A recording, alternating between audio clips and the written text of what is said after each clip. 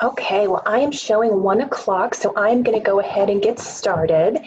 Um, Again, if you would just take a few minutes to introduce yourself in the chat box and say your name, your organization, and what you like the most about fall. And I am loving all of the things that folks are saying about fall, and I concur with most of them. So thanks for that. Okay. Well, welcome to the 2020 Ohio Conference on Service and Volunteerism. I am Rebecca Veerhoff-Kiss, and I'm the Outreach and Education Officer at Serve Ohio, which is Ohio's Commission on Service and Volunteerism. I want to thank all of you for being with us today and over the next month to explore, navigate, and discuss unique challenges in service and volunteerism right now. 2020 has been and continues to be an incredibly difficult year, and we're facing challenges in our organizations, our programs, and our personal lives. While the challenges are great, we know that service and volunteerism can be an impactful solution, and the need for individuals to step forward to serve has never been more important. With challenge and adversity comes opportunity to change, adapt, and build stronger programs than ever before. Over the next 4 weeks, we'll take a deeper dive into major issues affecting our field and work together to come up with solutions that are right for our programs and our organizations. I am very excited about our spectacular lineup of speakers, and I'm really looking forward to being part of the great discussions that are sure to be taking place over the next 4 weeks.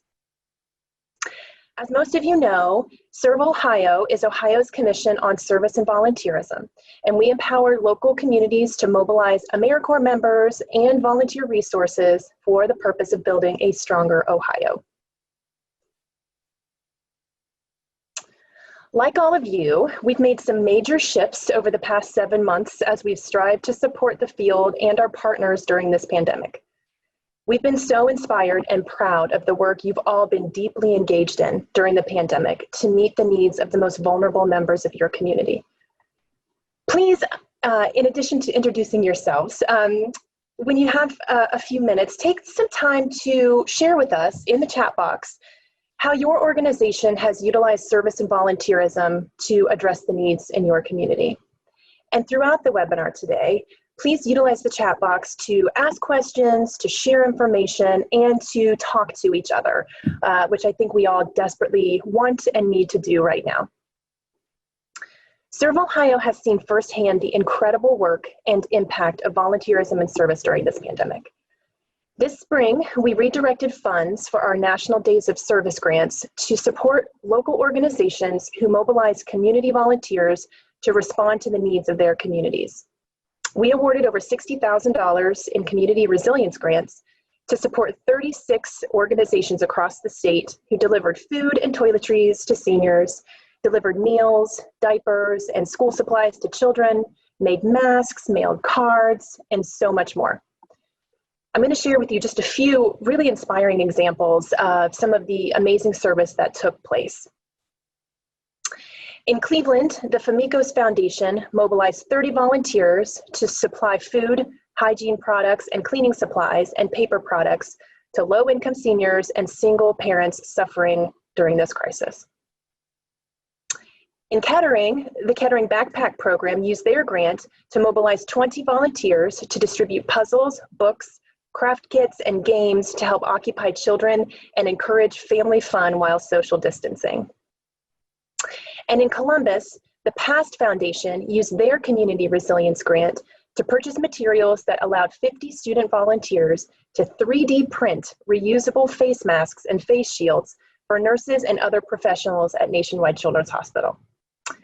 These are just a few examples of how individuals and organizations across Ohio have stepped up to strengthen their communities in times of crisis.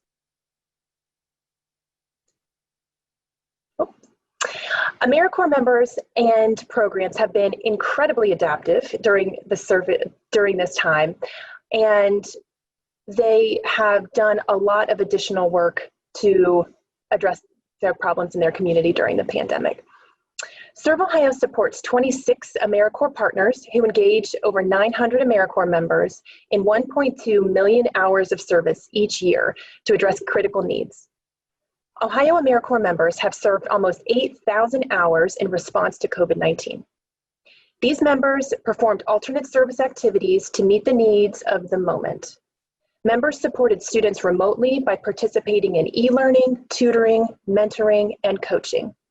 They collected and compiled lists of resources to help with basic needs, health services, job and housing services during the crisis. They also served in food pantries, packaged meals, and delivered the meals to the most vulnerable individuals in their communities. Senior Corps volunteers have been busy as well. Over the past 7 months, volunteers addressed critical needs across the state, pulling together coalitions of community partners to meet the food, transportation, and companionship needs of seniors and other disabled and immunocompromised persons. As always, AmeriCorps members and Senior Corps volunteers get things done. In times of crisis, Ohioans take care of each other, and Serve Ohio is proud to play a part in supporting this selfless service. Everyone on this webinar today has overcome challenges and worked diligently over the past 7 months to address critical needs in your community. Thank you. Thank you for everything that you do for your community, for your volunteers, for your organizations. You truly make a difference. I'm going to take just a couple of minutes to provide some updates from Serve Ohio. Over the summer, we were proud to launch a new volunteer engagement platform, Get Connected, which is the first statewide volunteer portal in Ohio. Get Connected provides a free platform for volunteer managers across Ohio to post volunteer opportunities, recruit volunteers, and manage their volunteer engagement with innovative tools. The platform provides state-of-the-art search functionality so volunteers can search for opportunities that best match their skills and interests. Additionally, the platform highlights local volunteer centers across the state so volunteer administrators and volunteers can get connected to existing resources in their local community. We encourage you to check out Get Connected and see how it can help you meet your volunteer engagement goals. Another exciting update, which is hot off the presses, is that AmeriCorps got a makeover. With a new logo, a new branding structure, and a fresh look, AmeriCorps is ready to inspire and engage more Americans in service than ever before. Though all programs will remain the same, there are a few changes that we wanted to make all of you aware of. First, the Corporation for National and Community Service, which is the federal agency that funds AmeriCorps and Senior Corps programs, will now operate publicly as simply AmeriCorps. Program, including RCP, the Foster Grandparent Program, and Senior Companions will collectively be known as AmeriCorps Seniors. And AmeriCorps State National, Vista, and NCCC will now all collectively be known as AmeriCorps. Again, no programs are changing the way that they operate, but the new branding structure will create a more clear and cohesive message that will allow AmeriCorps to increase awareness and reach more organizations and individuals. For more information about the new branding structure, you can visit nationalservice.gov. Finally, one more AmeriCorps update. We're pleased that the AmeriCorps headquarters has opened up a Midwest regional office in Columbus that will replace the Ohio State office. The new office will serve AmeriCorps and Senior Corps programs in 5 states, which are Illinois, Indiana, Kentucky, Michigan, and Ohio. Working in collaboration with Serve Ohio, the Midwest Regional Office will connect communities to national service resources through AmeriCorps and AmeriCorps Seniors programs. Its staff will assist Vista and AmeriCorps Seniors applicants and grantees, and they will promote MLK Day and September 11th National Days of Service, which provide opportunities for all Americans to serve. Okay, just a couple of housekeeping items, and then I will pass it along to our wonderful presenter for today. So I do want to thank our conference committee. Each year, Serve Ohio convenes a conference committee that's comprised of volunteer administrators, national service representatives, the faith-based community, and the nonprofit sector. The committee develops and selects the theme and content, resulting in a conference that is designed especially for you. This year added a few curveballs in planning, and I'd really like to thank the committee for their flexibility and commitment to providing a virtual conference this year. So thank you very much to the committee, who you can see their names listed there. We will be recording each session in this series, and they will be posted to our conference webpage at serveohio.org until the end of the year. So please give us a couple of weeks to process and post the sessions, but they will be available to you. And keep in mind, we will also be sending out session evaluations after each session, and we will provide an overall conference evaluation after the last session at the end of October.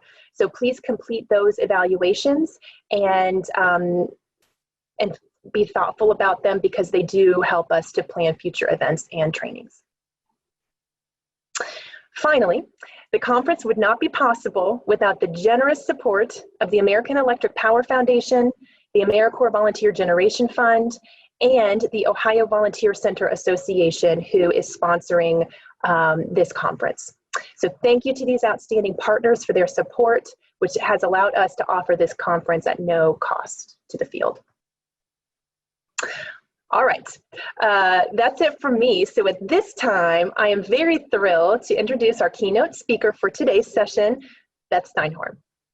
As president of VQ Volunteer Strategies, Beth Steinhorn partners with organizations and their leadership to increase impact through strategic and innovative engagement. The author of multiple books and articles, she is part of the national conversation about strategic engagement, frequently provides training on the topic, and consults with organizations throughout the US and Canada. Please join me in welcoming Beth Steinhorn. Thank you, Rebecca. And thank you everyone for joining today as we switch over to the other screen. There we go. So it's a pleasure to be here, joining you virtually from my office, where I get to look out on beautiful fall colors here in Denver, Colorado. Wish I were there in person, but happy to be joining you today to reflect on how to sustain and adapt volunteer engagement, the lessons we can glean from this global pandemic. 2020 has certainly been quite a year. I could draw upon numerous cliche phrases. It's been an unprecedented year. We've been facing uncertain circumstances. These are challenging times. You know, what's our new reality? You can fill in the blanks, because I suspect you have many of these that you can also consider and have heard. The bottom line is that 2020 has not unfolded as we expected. Let's imagine for a moment that you could go back and give yourself some advice to help you prepare and adjust your engagement efforts to adapt for these events. Just take a moment and imagine, what would you say if you could go back to the beginning of the year? Well, actually, if you'll indulge me for just a moment, I and my colleagues have prepared a lighthearted look at that imaginary journey. So bear with me as we look at this 4-minute video.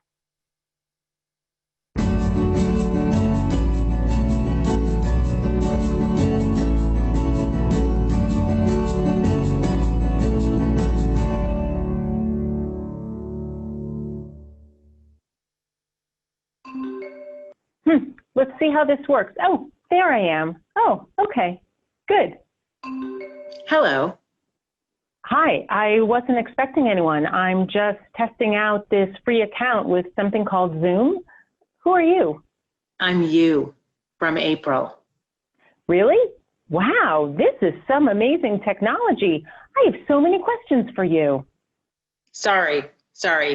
You're asking questions is against the rules, but I can ask questions. So let me ask a few. Oh, okay. Before the call, what were you working on? I was just putting the finishing touches on our volunteer engagement plan for 2020, and I'm really excited about all that we're going to do this year. Yeah, well, you might want to just toss that out. What? But we plan to expand our outreach, have volunteers out on the road doing home visits for clients, and I finally got approved a budget for me to travel to our state volunteer engagement conference. Yeah, well, as I said, save the paper. So, volunteer engagement, let me ask you a few questions. What do you know about your volunteers? Well, they love our mission. They really love working directly with the clients we serve. They enjoy hanging out in our new volunteer lounge. Yeah, that's not what I mean. Tell me, how many of your volunteers have webcams? Webcams? I don't know. Why would I care about that? Trust me. How open to change are they? Change? They're volunteers. One more. Do any of the volunteers know how to sew? Why would I know that? You might want to ask around. Oh, sorry. Hold on. I need to answer this email. You're working? But you're at home. Yeah, I am. Rex, quiet down. Gosh, you better not let our boss Diane hear that. Oh, Diane is cool with Rex by now. Heck, I've seen the dirty dishes in her sink. Really? Yeah. Next question. Have you ever led a training online? Not exactly. Well, here's some advice. Buy a book on online training before they sell out. Okay. And two other quick pieces of advice. First, get some comfy pajamas. And second, you should upgrade your Zoom account. Thanks. Oh, hello. Hi, I'm you from August. That's great. I have so many questions. How many volunteers came back? Did I get furloughed? When did we reopen? I'm the only one who gets to ask questions, and I just have one. Do you know where to find that diversity, equity, and inclusion plan of yours? Yeah. Yeah, it's overdue.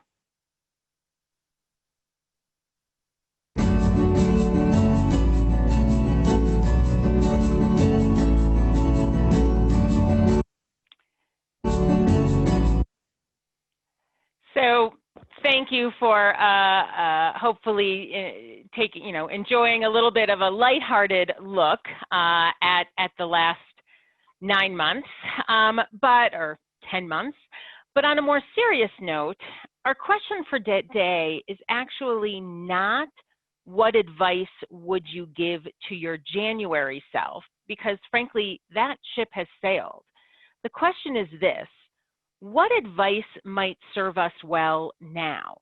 What would we like to know now from our January 2021 selves about leadership, about innovation, about sustainability, and so much more?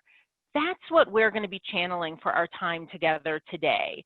But to get there, we have to start with a look at our current situation and certainly reflecting on the past few months.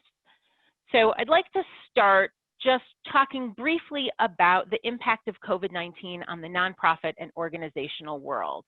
But I also need to acknowledge and maybe call in our assistance with Mike or Charlie. My chat has disappeared and I can't seem to get it back up on the screen no matter how many times I click. So if you have any advice for me, please interrupt and tell me, because I can't monitor the chat without it. And I'm not sure why that happened.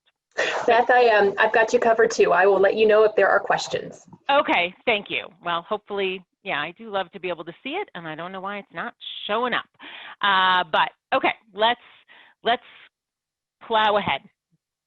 So let's look at the impact of COVID-19 on the nonprofit world. By June of this year, which was already, of course, practically a lifetime ago. 9 in 10 charitable organizations had been negatively affected by COVID-19, by the epidemic. 1/3 believed that they would have to shut down in the subsequent 12 months, though other research predicted as few as only 7% would shut down, and many other reports had far more dire predictions. Only 1/3 of leaders were confident that they could sustain operations for as long as they needed. And among those that were closing, nearly 2/3 did so because they were unable to provide services or programs virtually. Nearly 31% couldn't do volunteer-based activities. I'm sure some of that resonates for many of you on this call due to these shelter-at-home restrictions. Yet, we know that volunteers want to serve, and increasingly they're able to, even if only virtually. Although as we enter this reopening, or as the blog that I just posted this morning states, it's really a renewal phase. We know that more people are able to come back, but it will never be really the same as it was back in January. According to a survey by Volunteer Match conducted as early as the 3rd week in March of this year, and then again in May, as you can see here, this was a survey conducted with nonprofit, corporate, CSR, and volunteers themselves. We see that between March and May, the interest in virtual volunteering among volunteers was holding steady at just under half, though I think as we as a nation have become so much more comfortable with technology like this, and my, notwithstanding my inability to access the chat box today, but as we've all grown much more comfortable with it, I think that percentage will only continue to increase. But new data released just last week by Points of Light indicates that there's an even more marked increase in volunteering and taking action. And that applies to many who may not have recently volunteered. So for example, we can see here in a pre and post-pandemic participation in civic life survey conducted by Points of Light, we see that prior to the pandemic, 36% of people participated in volunteer activities in the previous year. Yet when they're asked which actions will be more important than ever after the coronavirus, double that, 73% identify that volunteering will be more important than ever. According to this report, excuse me, as well, the sweeping disruption and devastation felt by the pandemic has inspired individuals to volunteer. 85% of nonprofits report that volunteer requests have increased by at least double of that of the requests prior to the pandemic. And a convincing 95% of individuals believe that they'll be at least as involved or do more to support their community once the pandemic passes. Now is the time, with data like this, to ensure that we're preparing for this influx of activity after the pandemic, and even now through safe and, in many cases, virtual means. We need to convert this well-intentioned desire into action for our organizations and mission fulfillment. Points of Light went deeper in noting that from the volunteer perspective, very certain, specific, clear criteria were what indicated that the experience, the volunteer opportunity, would be worthwhile. And those are that they would be opportunities that were discoverable, local, credible, social, authentic, personal, impactful, and repeatable. Those elements, which I would say are not unique only to this pandemic world. Many of these things were very vital earlier, especially discoverable, credible, and impactful. Most people say they will make time to volunteer. Let's look as well at how organizations are responding. Other recent research, some that I've really been enjoying diving into in our work, was released on August 31st, I believe it was, by Common Impact. Many of you may be familiar with Common Impact. It's an organization dedicated to connecting organizations to pro bono talent from corporations. And in their look at the in their look at the ways that different organizations have reacted in terms of their engagement to and program delivery in terms of the pandemic, they identified 3 primary categories of modes of responding. There are the responders, who of course provide services that are essential or increasingly essential. Therefore, they've aggressively adapted in order to continue to serve. Think food pantries, for example. There are the hibernators, who provide services that are either less feasible within this COVID-19 constraints or have been deemed less essential by community or funder priorities. Think of my former colleagues in museums and zoos and theaters who for a long time had to shutter their doors and are only just reopening with new protocols in place. And then there are really the vast majority, the hybrid organizations, who've been able to provide services at varying degrees of essentiality and adaptability to the realities of COVID-19. They're, of course, on the spectrum between responder and hibernator. So I'd love to challenge you to consider, where does your organization see itself on this spectrum from hibernator to responder? And as I begin to share stories across these spectrum, particularly for obvious reasons of responders and hybrids, although as we reopen, I think even the hibernators are now moving into hybrid, hopefully you'll see some of yourselves in these stories.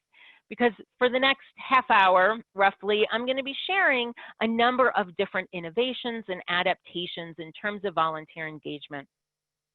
And I'm glad that I have such a diversity, because as I was reading the chat before with looking at some of the wonderful welcome messages you've shared, I recognize, and I know I won't do a shout out to everyone, but I recognize we have such a diversity of organizations represented on this call today. Girl Scouts, Ronald McDonald House, pantries, various organizations serving the aging population, from Institute on Aging to multiple RSVPs. We have career development folks, hospice professionals, organizations dedicated to serving and supporting victims of domestic abuse, 4-H's, libraries, so many. So thank you all for being here. I know I haven't hit them all, but let me start with some that might be an example that might sound a little familiar to, or at least be relatable to those who work in the food insecurity world. We're going to travel east to New York, where the JCC of Rockaway Peninsula has a food pantry. We at VQ Volunteer Strategies had been working with them prior to the pandemic as part of a cohort of organizations, helping pantries develop a volunteer strategy to support their digital food pantry. It's a way to enable clients to pre-order their pantry boxes, customizing the order for their household's preferences and needs.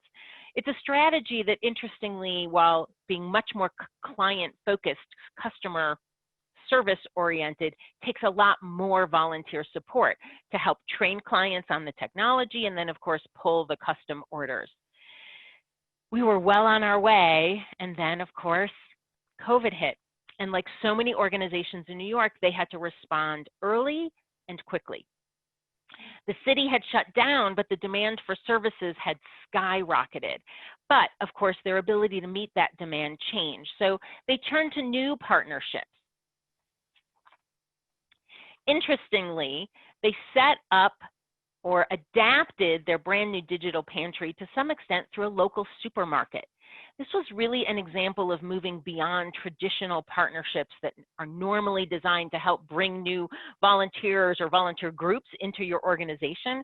Instead, JCC of the Rockaway Peninsula was really willing to partner with unaffiliated volunteers, community members who had created their own systems and this partnership with the local 5 Towns market. They created, these unaffiliated community volunteers had created a savings program that was designed by these volunteers to enable community members to go online, do their own grocery ordering for delivery or curbside pickup, but also to sponsor or subsidize another family's grocery order. And whenever that happened, JCCRP added their own pantry box into that order. This all came out of the idea of three neighborhood members, three community members with this idea of a curbside market. And JCCRP heard about it, reached out to them, and was willing to, and finding a way to pair their boxes with these families that were being sponsored by other community members.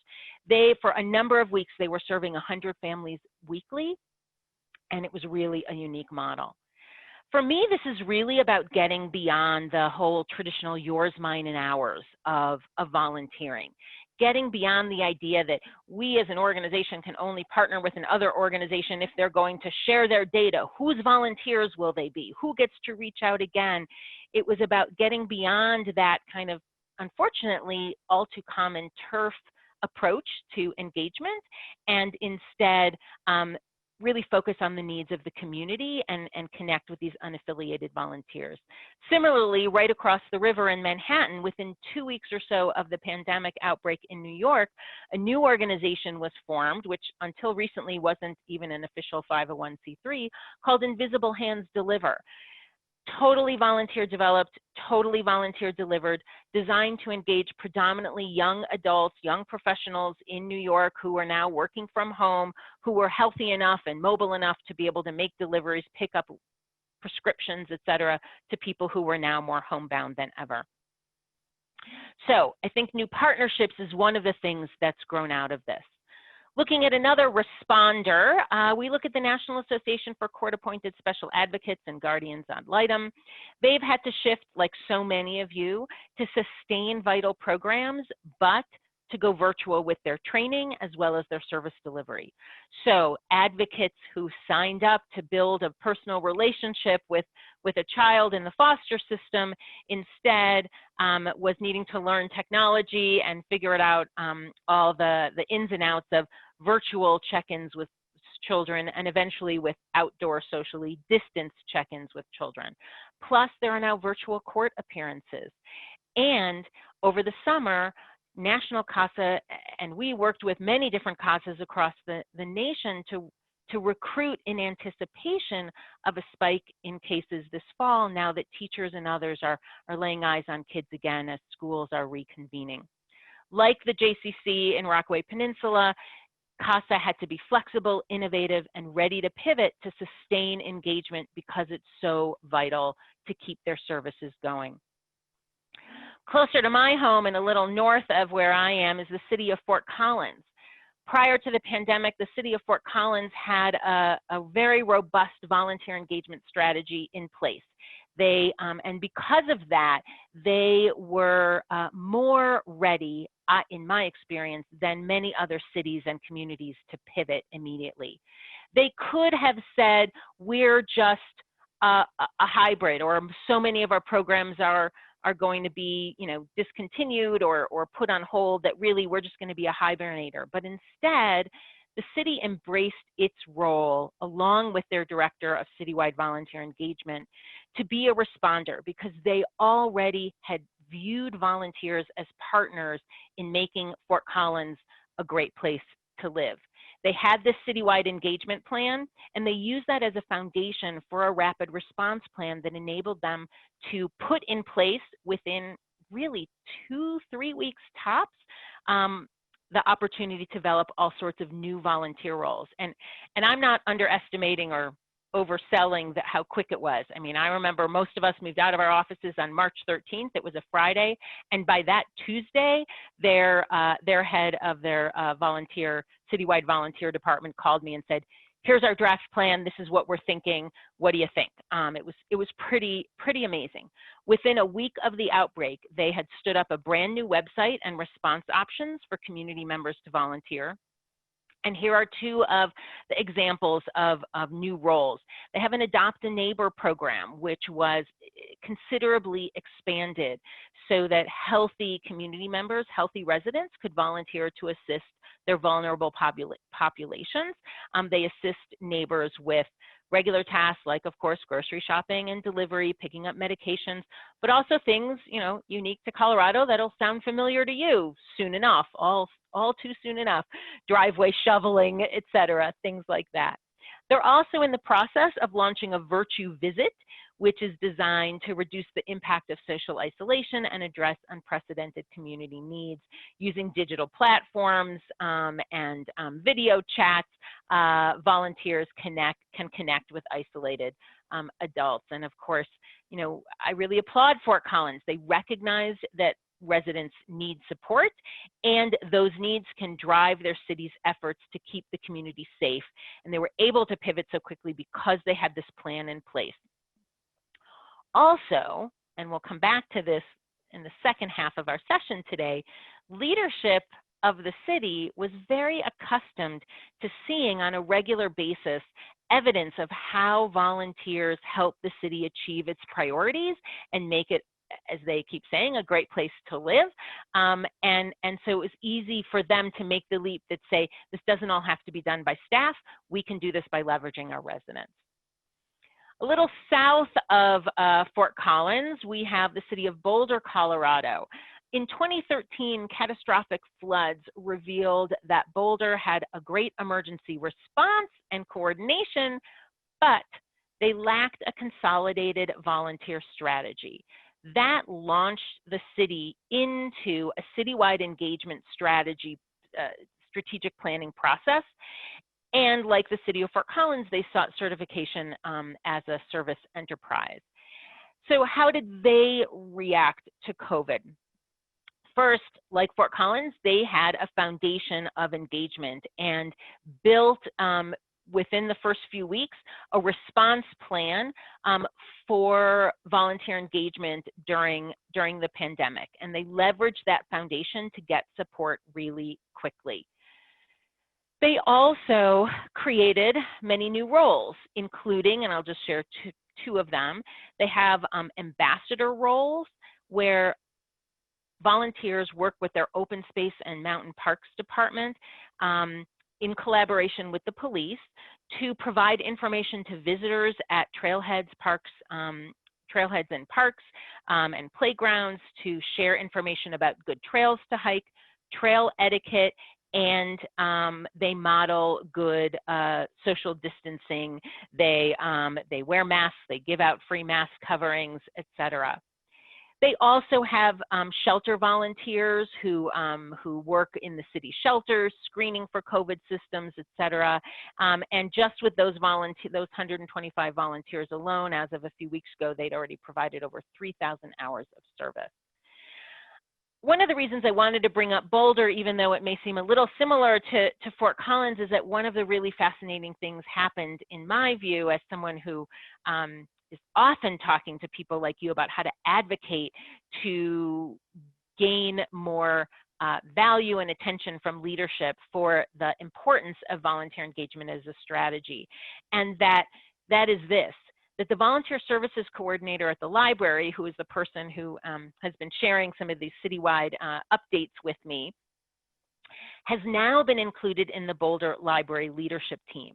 And as far as she knows, it's the first time that a volunteer coordinator at the library has been involved at this strategic level, which is really exciting and an important step, not only for the library, but for the city as well. And I've seen this happen in times of crisis with other organizations like the San Diego Humane Society. When they were facing a major crisis, it became clear they had a leadership transition team, but they couldn't have that team complete without the director of volunteer engagement. So this is an opportunity through innovation and acting strategically to be bumped up to a position of leadership. Okay, bear with me. I have a handful of other examples which we'll start going through a little more quickly, but let's move to a national organization, Wounded Warrior Project, another hybrid organization. In particular, I want to share something about their peer support groups and events, which are among the many ways that Wounded Warrior Project serves veterans and service members who incurred physical or mental injury, illness, or a wound while serving in the military on or after September 11th, 2001.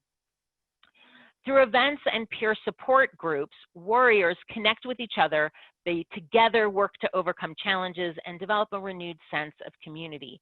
Because these were so vital to Wounded Warrior Project's missions prior to COVID-19, the organization was committed to exploring ways to enhance these programs. So we were working with them to develop new trainings for staff, develop a strategic plan for engagement around the peer support groups, and build staff skills in engaging volunteers.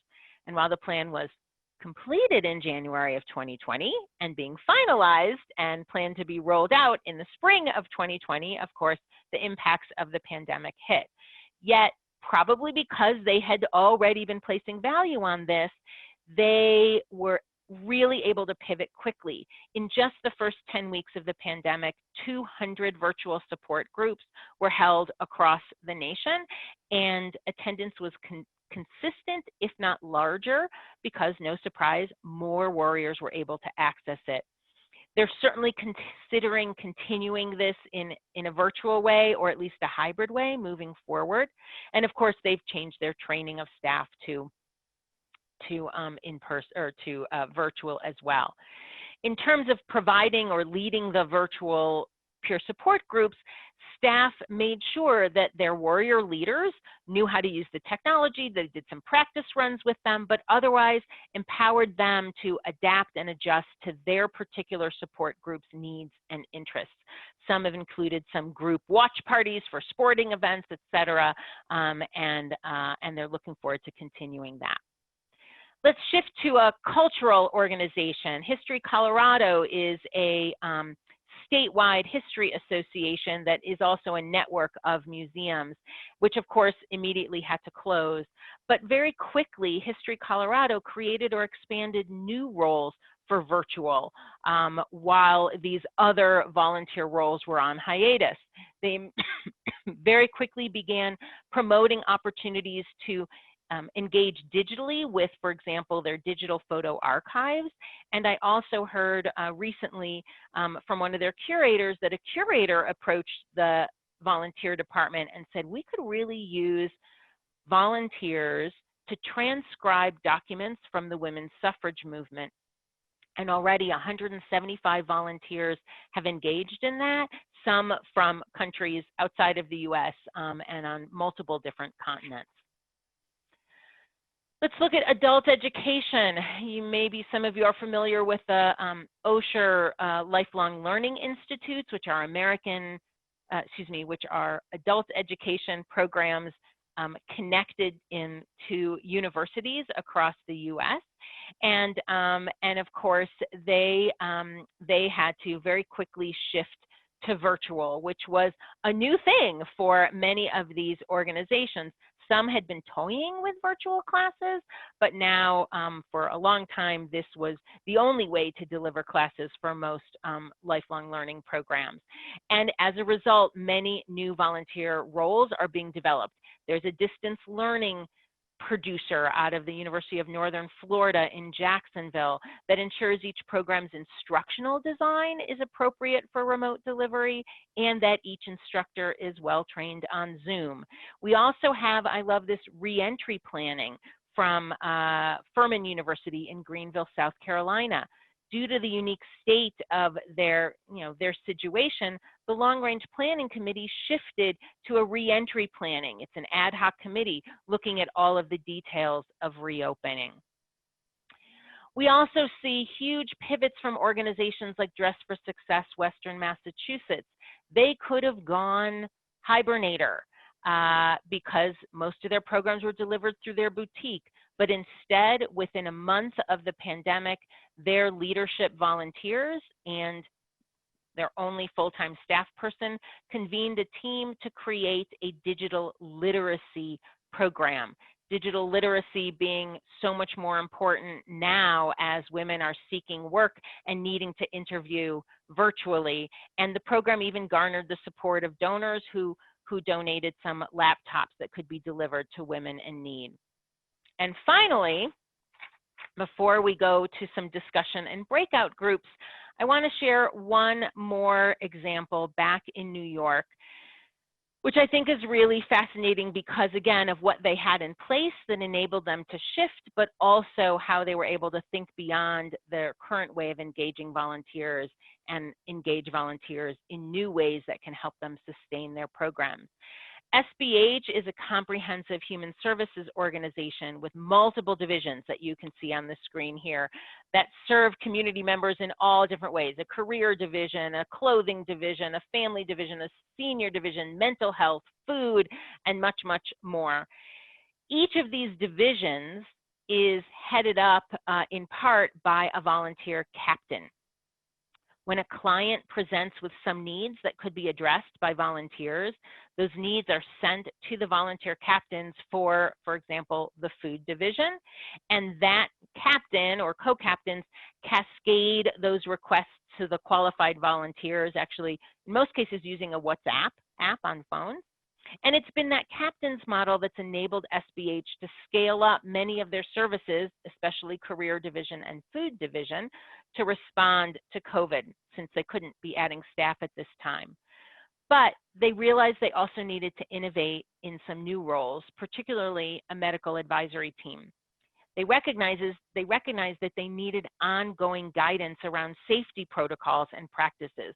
So they engaged medical professionals as volunteers to form a medical advisory team with whom they regularly consult on the ever-changing situations. So for example, SBH had a robust program of drivers, volunteers, taking people to appointments, for example, but that got suspended early on. By midsummer, the medical advisory team provided protocols and guidance about windows being open, the client sitting in the back, etc., and driving was allowed. Unfortunately, the virus is spreading again and numbers are going up in many of these communities, so the medical team has said, got to put that on hold again. It's been really invaluable because it's so hard to interpret all of the information and stay on top of what's going on.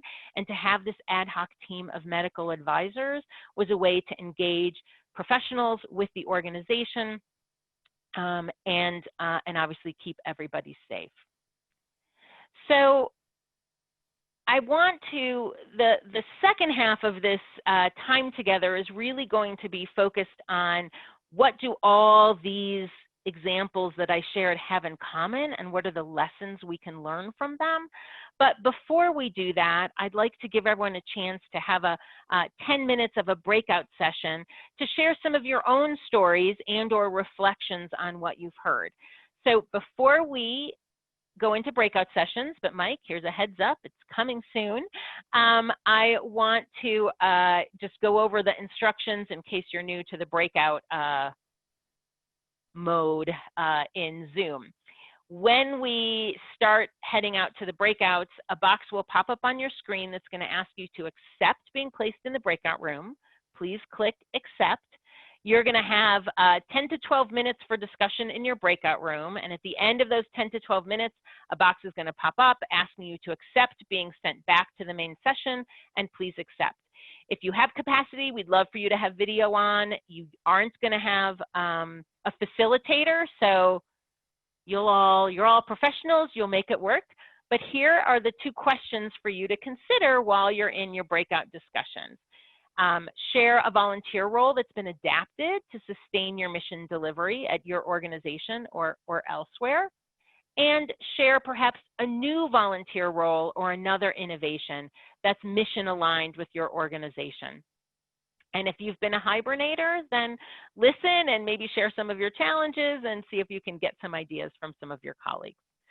So with that, Mike, I'm going to ask that you send folks out to the breakouts. There's going to be multiple ones, and I'll see you in 12 minutes. Okay, well, thanks everyone. Perfect timing to regain my chat so that I can invite some folks to perhaps share a couple highlights. I'm not going to be able to read all of them, but if you heard of an innovation or had an aha moment during your breakout and you want to share it on behalf of your team, I'd love to see any, we're not going to do this for very long, but I'd love to have everyone be able to benefit from some of the exciting innovations or solutions that you may have learned from your peers during that breakout session. So let's just give it a moment and see if anyone is willing to share that in the chat. In the meantime, I'll take a sip of tea and see if we have any big highlights. I enjoyed talking to Tim and Bailey and Joy in my group. And since I have the facilitator's prerogative, I'll say that while I'm waiting for someone to weigh in, that we heard a lot of innovations, no surprise, a lot of going to virtual, recognizing that that works for some, and of course that led to a conversation about a bit of a digital divide and how for some organizations that doesn't seem to be an issue, but in others the unequal access to technology is a challenge to be able to engage volunteers ongoingly. Thank you, William, for weighing in. That this month they're converting to a hybrid support group. In interviewing some folks from Wounded Warrior Project, that hybrid issue I heard as a real value for support groups. I don't know what your organization is, which is fine, but it's interesting that they said, you know, even though some other warriors are eager to get back in person, they also recognize that for some, the ability to engage from home or as they're traveling or whatever really made it much more comfortable and accessible. So they want to continue to offer that opportunity. Okay, we have a couple other great suggestions. The nonprofits in this person's group did a great job of creating virtual opportunities, but not all volunteers followed. That makes sense. I think that's, you know, a lot of times people volunteer for the social reason, or they're not in a space, even if they have the technology, where maybe with children schooling from home or other things, it's just not what they're seeking. One person from Rebecca's group talked about placing volunteers in libraries as a liaison to their program. That's intriguing. And Ashley says one of her group members mentioned wanting to be more connected virtually in light of COVID, and that seemed to be a common thread in our group. And other support, the support group folks would really like to learn more how to do it more and more effectively. So I won't try and answer that now, but I'd say there's a call out there to those of you facilitating virtual support groups or hybrids. Maybe there's a subgroup that might want to meet and share some best practices, maybe a good informal Zoom meeting. And finally, someone weighed in with the university pantry that's been running on virtual appointments, looking into packaging and customizing grab-and-go pantry bags. And the campus stakeholder is also looking into running a mobile pantry that will make stops at resident halls and international student offices. So all these pivots, I applaud all of you, and knew that all of the different examples I could share would still pale in comparison on the innovations happening in your neck of the woods. So what do all these examples have in common? What are some of the common themes, not only from the examples I shared, but I'm guessing from some of the pivots that you heard in your breakout sessions? And I want to acknowledge I'm seeing other ideas coming in, and I may pull back to those and reference them as we move forward. So keep them coming. So one of the things that they all had in common, in my take, is that volunteer engagement was seen as a strategy. When we have an organization that views volunteers as a program in and of itself, then in a time of crisis or scarcity, volunteers themselves are viewed in competition for resources with your clients. I want to say that again because it's a really big philosophical difference. When we view and talk about volunteer engagement as a program of our agency, then volunteers are viewed as in competition with your clients for services and resources.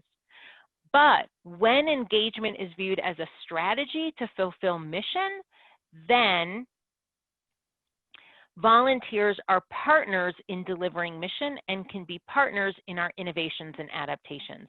And every organization I listed views volunteers and engagement of volunteers as a vital aspect of their strategy. The examples I shared also have volunteer engagement professionals who understand the research that supports the value and benefits of volunteer engagement as a strategy. They also share the impact that volunteers have on mission fulfillment regularly and creatively in ways beyond hours alone. There's a spirit of innovation, which came up in a couple comments. Connie noted embracing change, which I think is a perfect example of that. There has to be a bit of a spirit of volunteer, spirit of innovation. Oh, and I see a couple comments about this idea of volunteers being partners, and that's why in some organizations the volunteers aren't called volunteers, they're called ombudsmen or ombudsman associates as opposed to volunteers. So there's a spirit of innovation, and the engagement professionals, whether you're unpaid or you're a volunteer coordinator or a volunteer manager or a director of volunteer engagement, know how to make the case for engagement as a strategy. So for this second half of our session together, I want to walk through all of these so that you can move the needle wherever you are in your organization a little further towards this strategic engagement and move your role a little further from wherever you are further along the spectrum towards being a leader. When we look at engagement as a strategy for sustainability, it makes me think of a couple different things. One of them is engaging volunteers in not just service delivery, not just direct service, but in all parts of the organization. And there's no better place to look at that than the work of, or one of the best places is to look at the work of Common Impact. Again, that organization that I mentioned released the study called the COVID-19 Nonprofit Impact Report, which is on the slide, where they talk about different types of responses, the hibernators, responders, and the hibernators, did I say that? Hibernators, responders, and hybrids. They also look at the patterns of response across 10 different mission areas. So arts and culture, education, food insecurity, racial equity. They have 10 or so different mission areas. And so you can look at, you know, let's say you're a zoo, you can look at what other arts and culture organizations are experiencing in terms financially, in terms of volunteer engagement, in terms of program delivery, but also look at different ways you can engage skilled volunteers as partners in your work, even if your service delivery has changed. So as an example, there are corporate skills that you can engage volunteers in financial scenario planning, where a team analyzes an organization's current financial data to simulate emergency and crisis financial scenarios to develop a model and a budget that will serve the organization moving forward. You could engage corporate volunteers in helping to select virtual platforms. And I'm not just talking about Zoom, but let's say you want a really robust learning management system, or you want to host a virtual conference, or have a virtual fundraising event. You can engage a skilled volunteer to help you with that. There's also lots of other specialty skills like video production. I worked with lots of organizations prior to the pandemic that engaged volunteers to produce training videos, who are now leveraging those same people to do virtual tours, video tours of a museum or of an animal shelter. Custom facilities design, where a volunteer creates custom building design or furnishing solutions to accommodate our new social distancing requirements. Ultimately, you know, not only did each of these organizations that I named engage volunteers for their skills, but the majority of them, the City of Boulder, the City of Fort Collins, Wounded Warrior Project, Dress for Success, and probably some of the other ones that I named, already had an organization-wide volunteer engagement plan in place, which meant that they had buy-in for engagement as a way to drive mission, not just a program that could be one of the things that got cut. That means that their volunteer engagement professionals were viewed as leaders, not just as managers. And I shouldn't use the word just, because there's nothing just about being a manager, but there is a difference between managing and leading. So let's take a moment and just unpack those a little bit. According to change management or change leadership expert John Cotter, management is a process, a set of processes that can keep a complicated system of people and technology running smoothly. The most important aspects of management include things like planning, budgeting, organizing, staffing, problem solving, etc. So when it comes to volunteers, that relates to planning how many volunteers would be needed to support a certain event, budgeting for volunteer software, recognition efforts, training for staff or volunteers, organizing volunteer roles and shifts to support a program, or troubleshooting challenges with no-show volunteers or staff who aren't interested in engaging volunteers. Thinking some of that might sound a little familiar to a few of you out there. By contrast, leadership is something different. Cotter writes, leadership, on the other hand, is a set of processes that creates organizations in the first place, or, this may resonate for right now in 2020, adapts them to significantly changing circumstances. Leadership defines what the future should look like, aligns people with that vision, and inspires them to make it happen despite whatever obstacles come across their path. So in volunteer engagement, that might look like engaging the whole organization to develop a vision for volunteer engagement and how it directly supports mission fulfillment.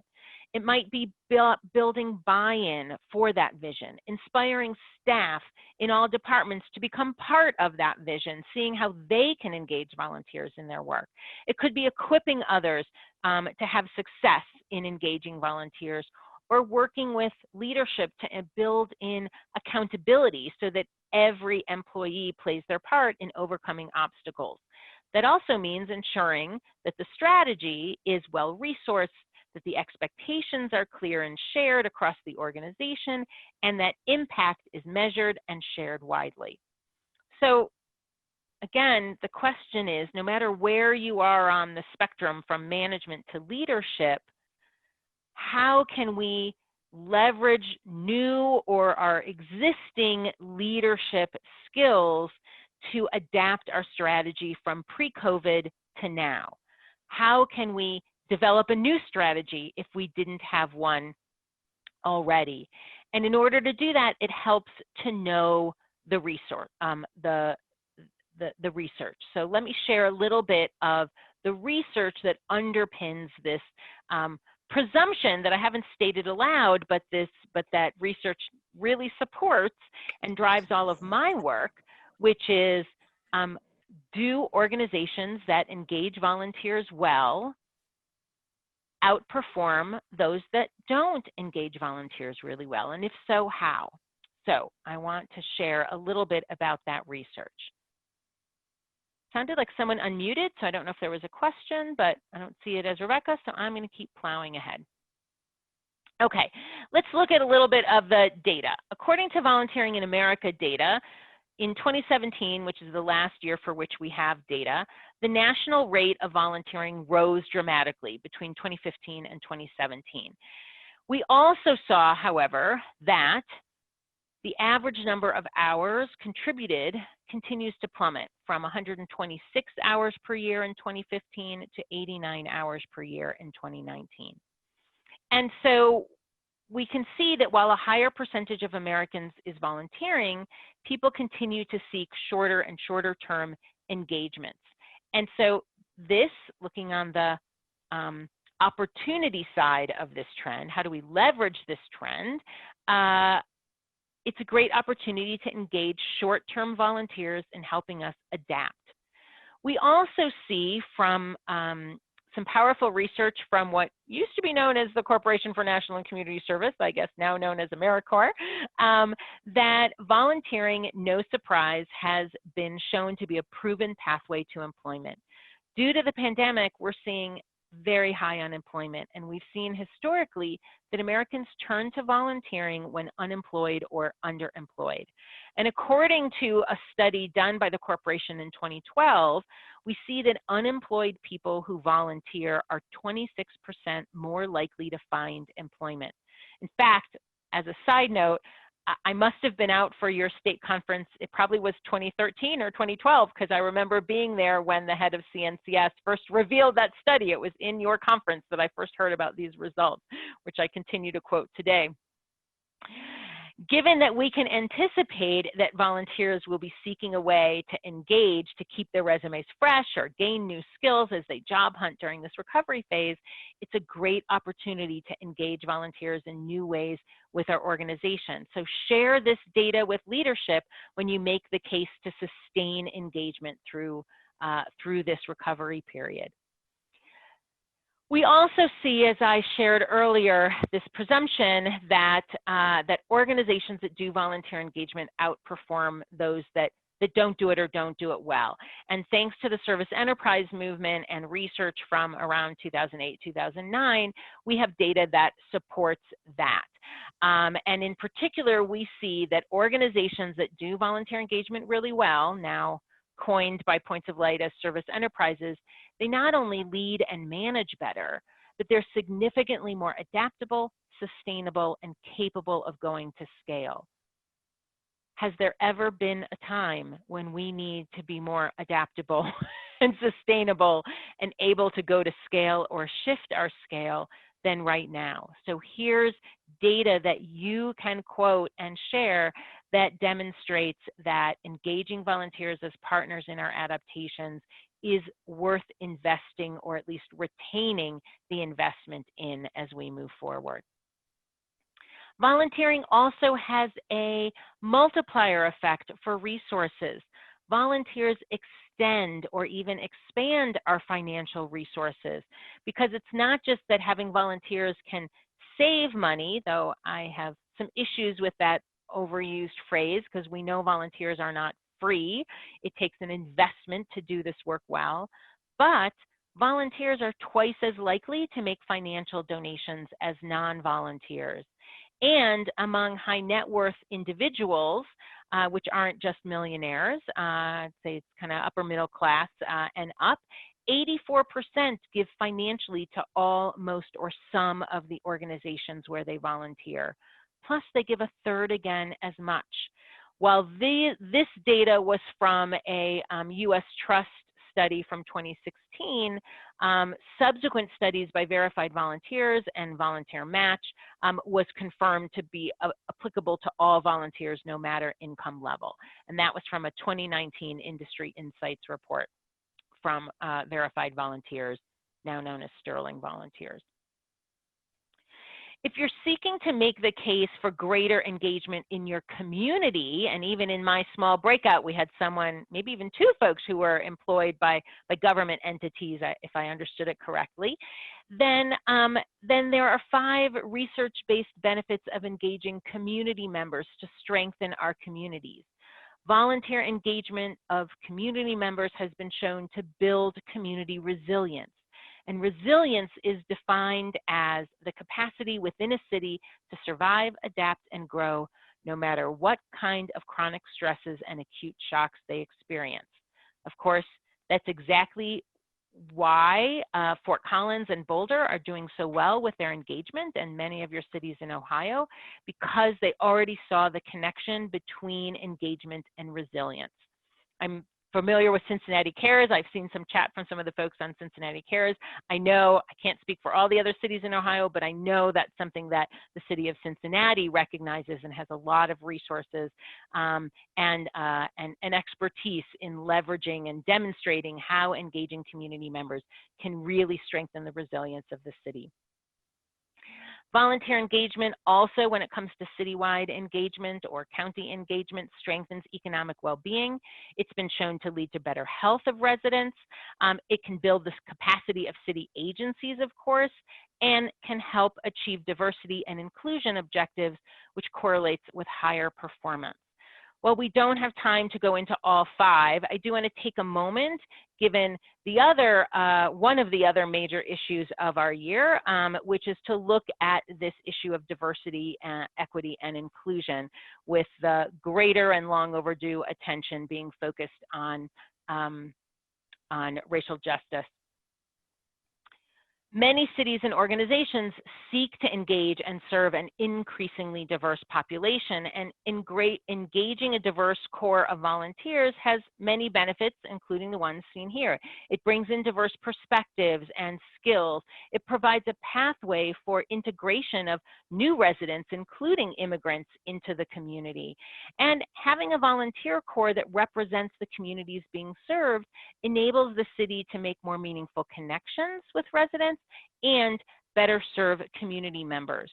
We also see in studies from McKinsey and Company that started a couple years ago and were reaffirmed even as recently as May of this year, that organizations with diverse leadership, as measured by racial, ethnic, and gender metrics, outperform companies that don't. By a significant margin. And I think we can extrapolate that to our nonprofit and government agencies as well. So there's a real case to engage throughout our recovery and renewal phase as we re-enter and kind of redefine the way that we do business, really talking about the importance of continuing to engage volunteers to create these community connections and strengthen our organizations through diversity. So that is a whirlwind tour of some of the research to help make the case, but it's equally important to know your own data as well.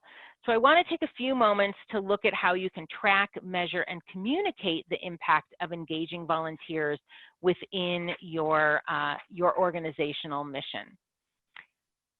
As we all know, the long-held practice of measuring volunteer involvement has been focused on measuring, as you see here, hours. Yet we also know that hours alone communicate merely quantity, not efficiency or impact. And even when we translate those hours to financial value using, as I'll share shortly, wage replacement values, it still only looks at one side of the engagement equation. The perceived financial value that the volunteer contributions extends the budget, but it's still based on this fallacy that volunteers are free, that their engagement took no resources at all on the part of the organization. And so I think it's really important to get beyond simply the numbers side of hours, or the one side of the equation that, you know, great, we benefited from a value akin to, you know, $232,000. So I want to introduce, for those who aren't familiar with it, a calculation, a formula, that's the word I was looking for, that has been part of the service enterprise movement across the country that looks at both sides of the equation. Get ready, didn't know if you were going to be prepared to do a little math on this Thursday afternoon, but here we go. In addition to looking at the value of the volunteer contribution by taking the number of volunteer hours and multiplying it by a value, whether that's a value from the independent sector, or if you look at Bureau of Labor statistics and say, okay, well, this person was doing outdoor gardening work, and according to Bureau of Labor statistics, that's valued at X number of dollars per hour. However you do it, you want to start by doing this traditional, what is the output worth in terms of traditional wage replacement dollars? But then it doesn't end there. Then you need to look at what have you invested in that volunteer engagement strategy in terms of cost of staff, outreach, training, technology, etc., professional development, risk management, insurance, etc. What's that value that you have invested as an organization? And then you take the value of the volunteer contribution minus the investment, so you get the net value, and divide it by the investment. And with that, you get what's known as the return on volunteer investment. I won't walk through all the numbers, but there are lots of resources where you can get more information or check out the slides later. But the bottom line is, by doing this sort of calculation, you end up with a way to describe the return on every dollar invested in volunteer engagement. So with what other program can you as an organization, or our colleagues from our organization in fund development, go to a funder and say, for every dollar we invest in volunteer engagement, we get $3.65 in return, or $8.12 in return in volunteer contribution, the value of volunteer contributions. It's a real game changer to then follow up and say, would you be willing to contribute $10,000 to help us cover XYZ, or $5,000, or $100,000, whatever it is that you're asking for.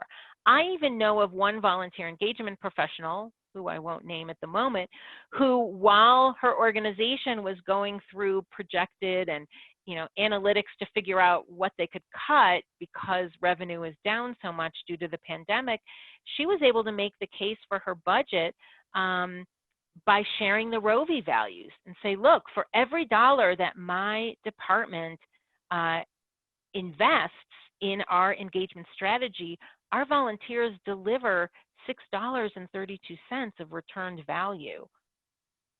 Please think about that when you're thinking about where to cut back and where to shave. So it's a really valuable way to talk about volunteer value.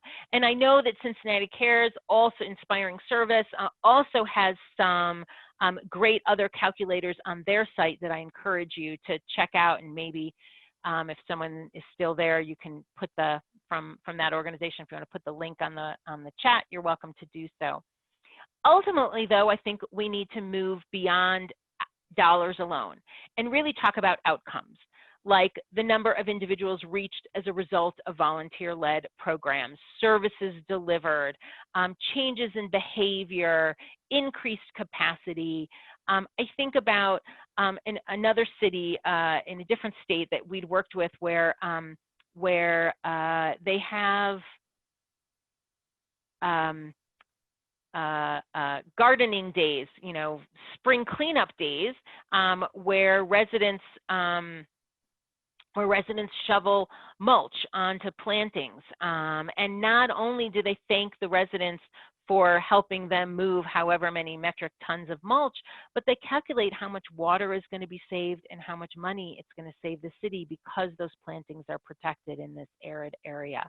So how do we move beyond just the outputs into really the outcomes for the people being served, et cetera? And if you're challenged to come up with that, then I encourage you to check out this wonderful resource from Volunteer Canada. I highly recommend this tool because it's based on a really fascinating premise, and I think can be used as a filter to help us get beyond simply hours and dollars. It's based on the premise that volunteering builds confidence, competence, connections, and community for multiple different stakeholders. So for an organization, how does it build confidence? It builds the capacity of different departments. How does it build competence? It gives access to skills, professional skills, pro bono skills. What about connections? It can help connect the organization to community engagement. Skip to, say, businesses. Confidence, business having volunteers can attract talent. If you have a robust corporate volunteering program, you might attract more talent. if you, it can build competence by creating more workforce development and workforce readiness in the community where the volunteers are serving. And you can go around and look at all these different wedges of the pie.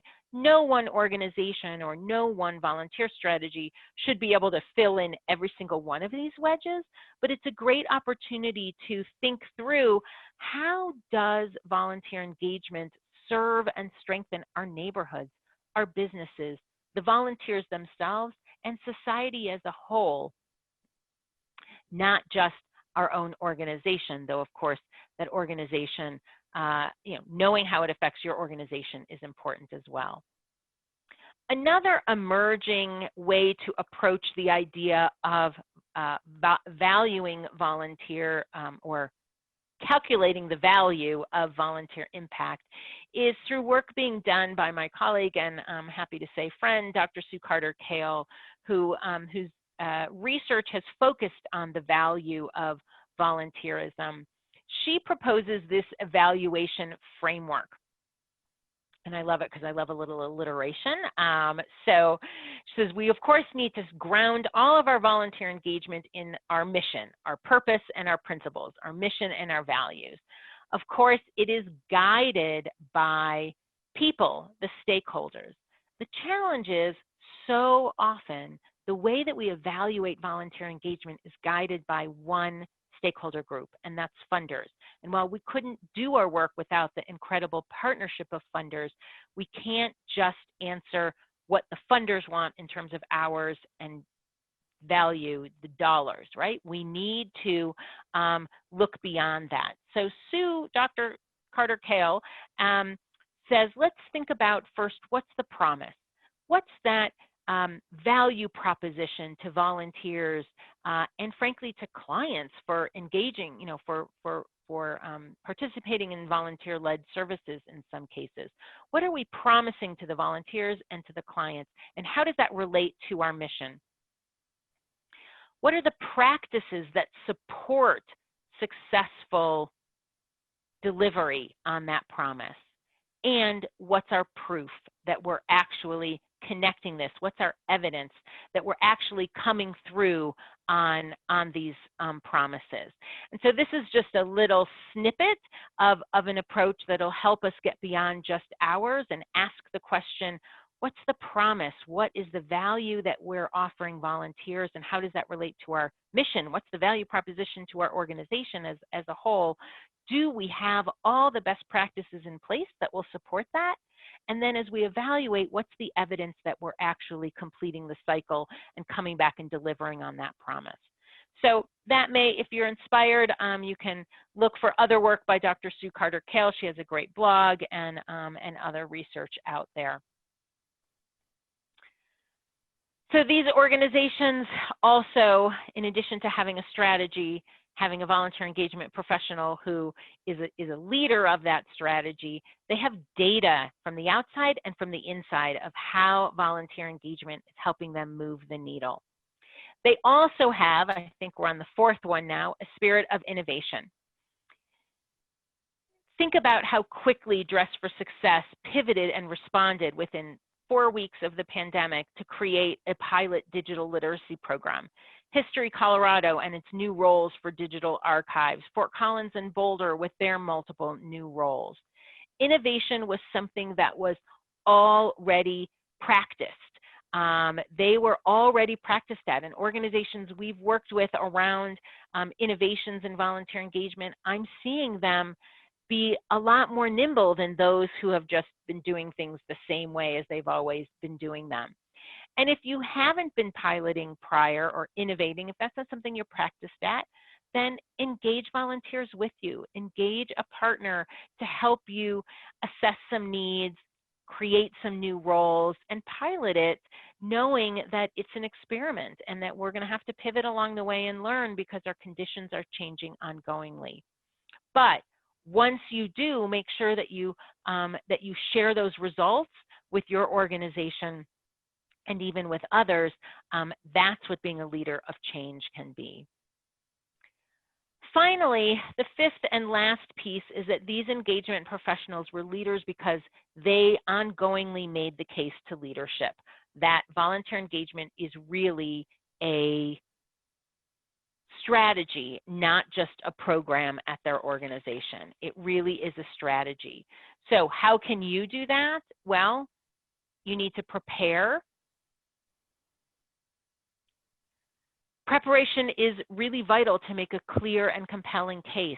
Just like you might make a case when we're looking for investment from a funder, we need to make a case for support from leadership and potentially funders to invest and support volunteer engagement. You need to construct that case statement and then, of course, present it. So how do you prepare? Well, know the research, which I've just shared some highlights of, and know your own organization. Assess your strengths, assess the impact that volunteers have had and how they are currently helping you pivot. Construct a case statement. A case statement is a document that communicates the rationale, the need, the focus, and the vision of what will be different as a result of leveraging engagement as a strategy to help your organization sustain during this recovery period. It often includes background on why the initiative is needed, why now, connection to your mission and your values and your vision, which stakeholders might be affected, examples of exemplary programs at your organization or at peer organizations, and then a direct ask for support, whether it's financial support or other support. When you craft your case statement, the experience of our clients and colleagues is that it's more effective to request funding that will empower volunteers to expand or sustain your reach, rather than saying we want to support the infrastructure of our volunteer program. It's framing, I understand that, but frame it as how will funding expand and empower and equip volunteers to deliver on your mission. That is very different than saying we need some money to keep our staff on board. We need some money to have a database. The question is, how will that database deliver training that equips volunteers for? How will that database help with recruitment so that you're bringing in new human talent and capital to extend your reach? And finally, understanding the impact of volunteer involvement can help improve programs and build buy-in for staff among your colleagues. For engagement efforts, it can communicate to funders and donors and the larger community how your organization is stewarding all of its resources, including human capital. That's much more powerful than simply counting hours. So it's really important to share the impact of volunteer involvement as a compelling and vital part of making your case to leadership to sustain volunteer engagement over the long haul. So with that, we have about 20 minutes left, and our plan was to do another breakout discussion, a brief one, and then we'll come back and hopefully it'll keep you involved. We'll share what advice I think we might want to receive from our January 2021 selves. And I hope from the breakouts, we'll get some other advice from the group as well. So Mike, hold on just a second, Beth. There's a couple of questions. Do you want to do the questions now, or would you rather wait to the end? Why don't you, I defer to you. Do you want me to do them now since you jumped in? Yeah, let's just do a couple of them now so that we don't lose track. So Sarah McGuire, and this I think is to you, Beth, and to everybody else in the group. She says, does anyone have a good way to collect special skills that volunteers have? Any surveys that have been created that could be used as a template? I usually learn these things during the interview process or conversations, but it's not comprehensive. Just what comes up in the discussions, and it'd be useful when trying to create new opportunities with unique skill sets. So I have a couple thoughts, though I certainly would be happy to have other people weigh in. If I know we have like over 200 people involved, so I'm a little nervous to say this, but if you want to email me at info@vqstrategies.com, I'll put that in the chat. I do have a skills inventory that we could send you, but I want to be really clear, I would never put all of those things on a questionnaire, because I don't know what your organization is, but we have everything on that skills inventory, from carpentry to veterinary skills, because we work with a lot of animal welfare organizations, but it's a skill inventory that you could look at and say, oh, these are the types of things that we're especially looking for. Maybe I'll take these 24 and put them on a questionnaire, but always leave a spot that says, what other skills are you proficient at that you would gladly share with our organization? Because I think that's really key to say, that it's not just what are your skills, but what skills would you gladly share with us? Because a CPA may not want to do accounting as part of her volunteer work, but another CPA may be gladly to share, may be glad to share that. So someone is saying that they put it on an application and then talk to each person during orientation to find a fit. Rebecca mentions developing a Google form that has the skill inventory as well as the space for the person to write about what they're willing to share. So I think, and if it's on the volunteer application, if you have an application, put a skills and interests section that could help capture that information. I would also say if you're going to add it to your application, you might also want to then do a survey of your current volunteers or send them back to their profile, depending on the data, the CRM you have, to update their data. So I think I'm going to pause for that one because we could go on with this forever. Although, oh, Lisa has a great one. Ask them, what is your superpower? I love that one. I may borrow that, Lisa. I also saw a question of what's a good ROI? What's a good return on volunteer investment value? What we see in the Service Enterprise Initiative is that I see, generally speaking, numbers at the start of this initiative of organizations that are already doing pretty well with volunteer engagement, anywhere from, hopefully above $1 return on every dollar invested to $4. But the Service Enterprise research shows that most organizations, once they really make volunteer engagement core as a strategy, and after they make their initial investments, if they're adding some new resources, then they get to about $6 to $8. Having said that, to me, it's about moving the needle for greater efficiency, because it really varies organization to organization. But $6 to $8 is talked about nationally as a good value, and I've seen many higher than that. If you're in an animal welfare organization, be sure to consider fostering, not as 24 hours a day, but I believe the industry standard is 2 hours per day. Otherwise, your numbers are going to be outrageous. Okay, Rebecca, any other question? Yes, I have one from Sakar. He says, with the number of volunteers increasing, but the number of volunteer hours decreasing, along with the fewer number of hours, does it also mean that volunteers are being more selective in the opportunities they choose to participate in? Excuse me, I believe that is the case.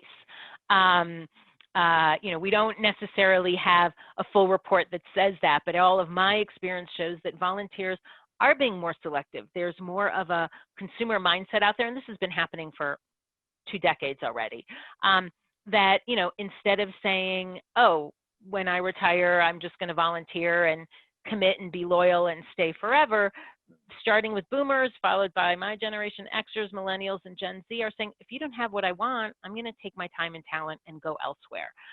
So volunteers are savvy and driven by motivations beyond just affiliating and being part of something, but actually coming and wanting to know their time is going to be impactful, that they're going to be part of an efficient and effective and good team to work with, and that their skills are going to be leveraged or enhanced through this experience. Rebecca? Wendy asks, how often do you resurvey for new skills? I'll put that out to the group. I certainly wouldn't. I think if you have the information, I don't know that you would even need to do it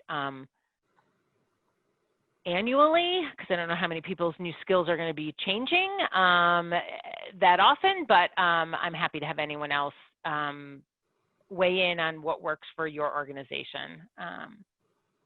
And maybe since we have some questions going, and I'll defer to you. Rebecca, do you want to do the last breakout, or do you want me to just post the questions and we can kind of do this with the chat box and then wrap up? Do you want to send folks out or give more time for Q&A? I guess that's... Let's put that to the group. So everyone, just let us know, do you want to have one more breakout session, or would you rather do some Q&A with Beth in the last 15 minutes? I'm seeing lots of Q&A here, Beth. A lot of Q&A. That works for me. Okay. No breakouts. All right, guys, you got it. We heard you loud and clear. That works for me. Okay, so let me do this. Let me pose the thought questions for you to ponder, maybe even talk about offline with some colleagues, and then I will wrap up with the what advice, and then we'll leave a good 10 minutes for Q&A. So I think we got that loud and clear. So, you know, these are some things I'd love for each of you to be thinking about in your work. Are you, not just what do you think of yourself as, but are you positioned as a leader or as a manager in your organization? To what extent do you need to make the case, or is it already made at your agency? And if it is, that's great. If you need to make it, with whom should you be making the case? It's not just necessarily board members or executive directors. Some of you may even be executive directors. I hope we have some EDs on here. And so who is it? Is it the community? Is it your staff? And then what's one thing you can share or do to advocate even more effectively? So those are thoughts I'd love for you to ponder as you move forward through the rest of this training series and in your work. And I'm happy to have any answers weigh in. But in the meantime, let's go back to this advice piece. What advice? You know, I opened with the video with the advice to our January 2020 selves. What would we want to hear from our January 2021 selves that we think will serve us no matter what the rest of 2020 delivers at our doorsteps? Here's the advice I think will serve us well. Present engagement as a strategy. So if you talk about it as a program, begin to shift your language. A culture of engagement is based on what people say, hear, say, see, and believe about engagement. And you need to lead the way in that culture shift by talking about engagement as a strategy and leveraging it as a strategy, which is the only way we'll get to having others believe that it is a strategy. You can get there by knowing and sharing the research, tracking and communicating the impact that volunteers have on your mission already. Embrace innovation. And the best piece of advice I've ever heard about this type of work came from a colleague of mine, the Citywide Volunteer Engagement Director in the city of Boulder, and it captures the best way to really embrace your role as leaders. Don't wait for an invitation. Invite leaders to your table. If you don't yet have a seat reserved at the leadership table of your organization, then the onus is on you to invite leadership to your table and be prepared with research, results of your innovations, and demonstrate how you're leading the way to help your organization achieve your mission by leveraging volunteer talent.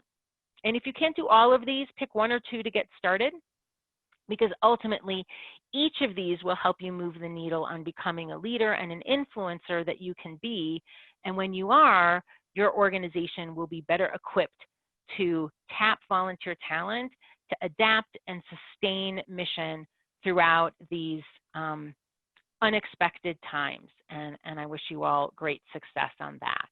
So with that, let's open it up for questions. And Rebecca, happy to have your help navigating or moderating if you want. And I want to thank everyone for participating and for all your work throughout this crazy year that it's been. So Rebecca, back to you. I am searching back through. I know there was a question from Tiffany asking about are volunteers considered stakeholders? So when you were having that piece when you were talking about them investing, so are volunteers considered stakeholders in that regard? And she says she's referencing the fact that they invest money as well as in-kind services.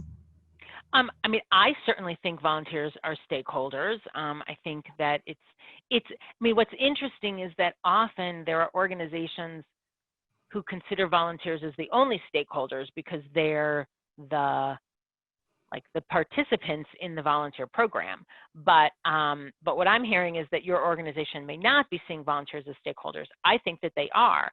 I think that they are because they're actually, just as staff are stakeholders in our work. We need to consider them along with funders, our community members, whoever we're serving, whether it be people, animals, the environment, whatever it is. They are certainly one set of stakeholders that deserve some attention, and that we can articulate how they benefit from volunteering with you or on behalf of the organization. But I'd be happy to have others weigh in as well. Lots of question about slides I see, and I believe that Rebecca has assured everyone that the slides will be mailed out. A PDF of the slides. Is that correct, Rebecca? Yes, yes. Okay. I will email them to everyone after the session when I get them from Beth. And if you have not, I see folks are putting their emails in there. If you could, I will drop the link to the registration, which is still open. Just register again, and then I'll get that and make sure that you get your a copy of the slides. So we have a comment and question from Judy. So she says, volunteering post-COVID is going to be so different for us. How do we help them transition and even maybe embrace the fact that it will not be the same again?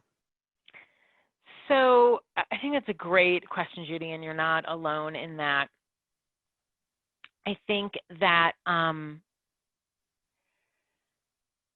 transparent communication, sorry, I'm pausing because I just finished posting a blog today where I think somewhere in it I was like, communicate, communicate, communicate. I mean, I think that everything I've been reading, seeing, and experiencing about good leadership during this time of crisis comes down to communication.